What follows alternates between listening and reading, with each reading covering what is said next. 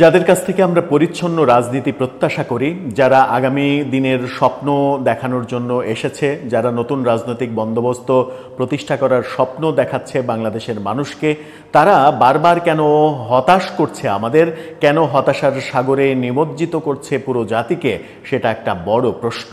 বলছি এনসিপির কথা। এনসিপির বিভিন্ন নেতাকর্মীর বিরুদ্ধে নানা সময়ে নানা অভিযোগ কেন আসছে, এবং সেই অভিযোগগুলো কখনো দুর্নীতির, কখনো চাঁদাবাজির, কখনো জবরদখল, কখনো সরকারি অফিসে গিয়ে টেন্ডারবাজি করা, যেটা আমরা পাঠ্যপুস্তক বোর্ডে দেখেছি। এনসিপিতে জন্ম নেওয়া নয়া দরবেশ, যেটা দরবেশ হিসেবে বাংলাদেশে আমরা একমাত্র সালমান এফ রহমানকেই চিনতাম, সেখানে নতুন একটা দরবেশের জন্ম হয়েছে, সালাউদ্দিন তানভীর।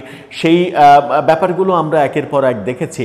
এনসিপি নেতা সরোয়ার তুষারকে নিয়ে এক নারী নেত্রী নীলা ইসরাফিল সম্ভবত তার নাম, তার যে অভিযোগ, সেই অভিযোগের পরে 3 মাস সরোয়ার তুষারকে দলের বাইরে রেখে আবার তাকে গ্রহণ করা, এই ব্যাপারগুলোও আমরা দেখেছি। অর্থাৎ নৈতিক ব্যাপারেও প্রশ্ন দেখা দিচ্ছে, এবং এই নৈতিক ব্যাপারে প্রশ্নগুলো যখন দেখা দিচ্ছে, তখন এবার এনসিপির এক নেতার বিরুদ্ধে রীতিমতো ধর্ষণের অভিযোগ আসলো। এই ব্যাপারগুলো তারা কেন ঠেকাতে পারছে না? আবার এই ব্যাপারগুলো, এই ঘটনার ক্ষেত্রে আবার যে অভিযোগটা এসেছে, গণমাধ্যম কালবেলা যেটা বলছে সেটা হচ্ছে যে এই ঘটনা ঘটানোর পরে এনসিপি নেতারা আবার যারা ভুক্তভোগী তাদেরকে প্রেসার করা, হুমকি দেয়া, তাদেরকে বাধ্য করা টাকা দিয়ে মীমাংসা করতে, এই ঘটনাগুলোও তারা ঘটিয়েছে এমন খবর আসছে।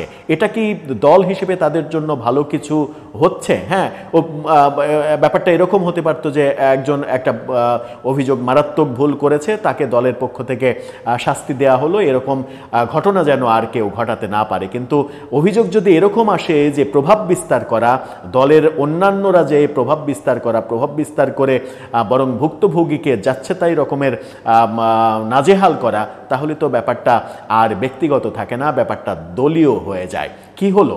এনসিপি নেতার বিরুদ্ধে ধর্ষণের অভিযোগ কেন টাকা দিয়ে মুক্ত হতে চাওয়ার ঘটনাও ফাঁস হয়ে গেল, সেটা একটু বুঝে ওঠার চেষ্টা করবে এই ভিডিওতে। থাকবেন পলিটিক্স টিভির নিয়মিত আয়োজনে।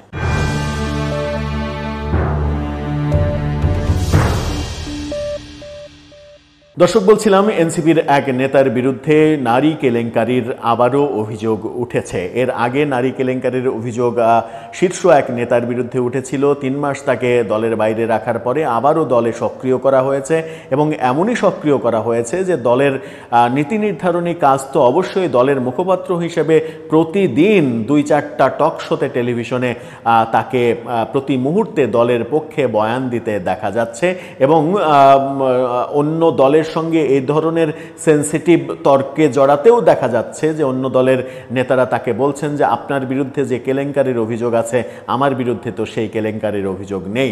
এটা দল হিসেবে তাদের জন্য খুবই ক্ষতির কারণ হচ্ছে। এবারের ঘটনাটা কোথায় ঘটলো? কালবেলা কি বলছে?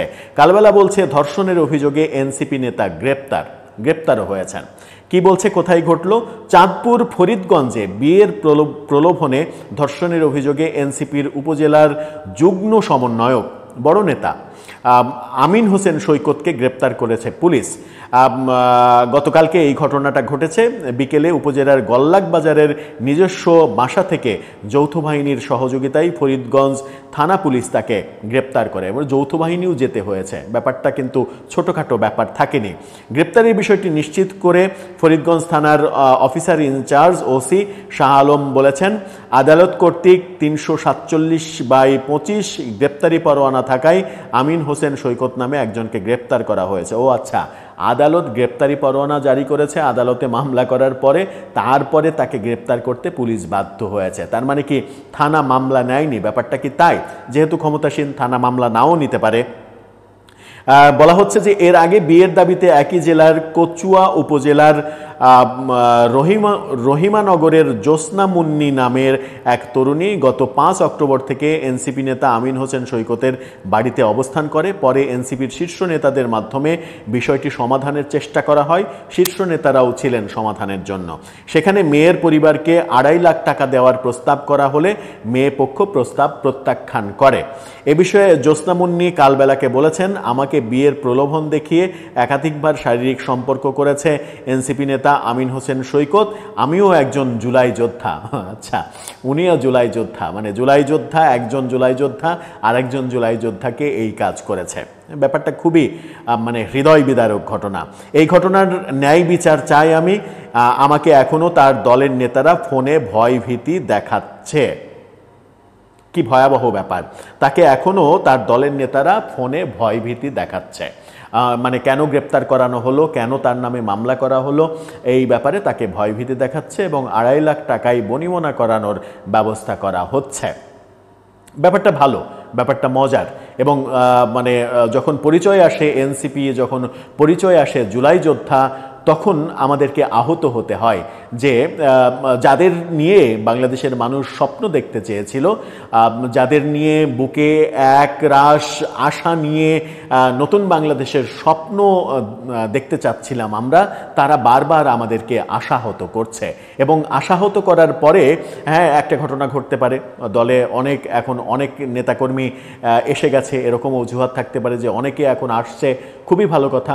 যদি কেউ অপরাধ করে থাকে তাকে আপনি শাস্তি দেন, তাকে গ্রেপ্তার করে, এবং নারী নির্যাতনের মতো ঘটনা, ধর্ষণের মতো ঘটনা, সেই ঘটনায় তো আপনাকে আরও বেশি মানে নারীর প্রতি সহিংসতা যেন না হয়, এই ব্যাপারে আপনার দলের অবস্থান আরও বেশি মানে বলিষ্ঠ হওয়ার কথা। সেখানে সেটা না করে তাদেরকে বাধ্য করা, হুমকি ধামকি দেয়া, টাকা দিয়ে ম্যানেজ